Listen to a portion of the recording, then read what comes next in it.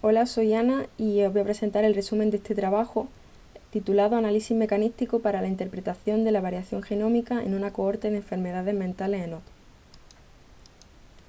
Como todos sabéis, las enfermedades raras presentan muy poca frecuencia, afectan a una de cada 2.000 personas y entre sus características más importantes encontramos que el 80% tienen una causa genética. Sin embargo, hay muchas variantes de significado incierto y realmente se desconoce cuáles son los genes implicados en el origen y en el desarrollo de determinadas enfermedades.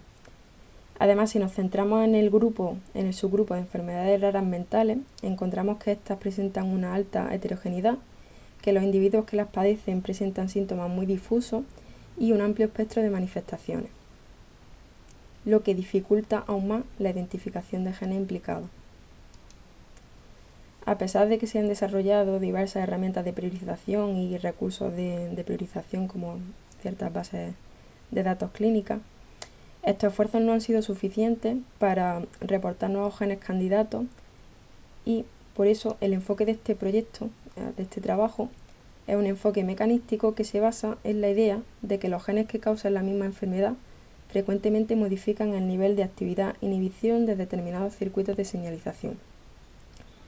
En base a esta idea, el grupo donde se ha desarrollado este trabajo desarrolló un algoritmo que se llama Hipatia, que funciona de la siguiente manera. Esta es la representación esquemática del algoritmo de propagación de la señal. Aquí veis la representación de un circuito. A cada nodo se le asigna el valor de expresión génica normalizada correspondiente y la señal se va propagando desde el receptor A con valor de 1 hasta el efector. Una vez contextualizado el trabajo, estos son los objetivos. Primero, priorizar las variantes identificadas en una cohorte de pacientes NOD para después determinar los genes enriquecidos por las mismas y después inferir el impacto de las variantes priorizadas en rutas de señalización mediante la simulación de knockdowns in silico. Para ello partimos por un lado de variantes genómicas obtenidas de una cohorte de 226 individuos con enfermedades raras mentales, por otro lado de variantes genómicas obtenidas de una cohorte de 407 individuos sanos y por último de datos de expresión génica de muestras de tejido cerebral obtenidas de GTEx.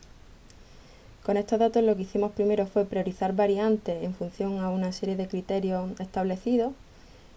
Con estas variantes priorizadas se determinaron los genes contenedores de las mismas y se elaboraron listas de genes por cada uno de los individuos del estudio. Con estas listas se construyeron patrones mutacionales con los que, sobre datos de expresión aleatoriamente seleccionados de GTEx por Bootstrap, se simularon knockdowns, teniendo en cuenta un modelo aditivo.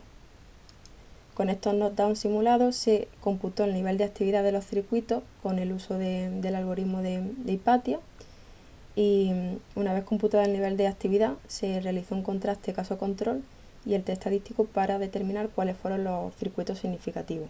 En este trabajo se han hecho tres tipos de contrastes diferentes. Primero, los knockdowns de caso versus las muestras originales de GTEx. El segundo, los knockdowns de controles versus las muestras originales de GTEx. Y un tercer contraste de knockdowns de caso versus los knockdowns de controles. Aquí se muestra el resumen del proceso que acabo de explicar. Por último, paso a reportar parte de los resultados obtenidos hasta el momento.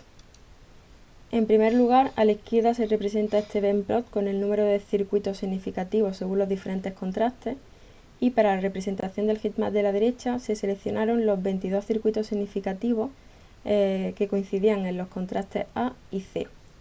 En el heatmap, como podéis ver, se representa el nivel de significancia de esos contrastes y la media del fault chain y el ratio up-down.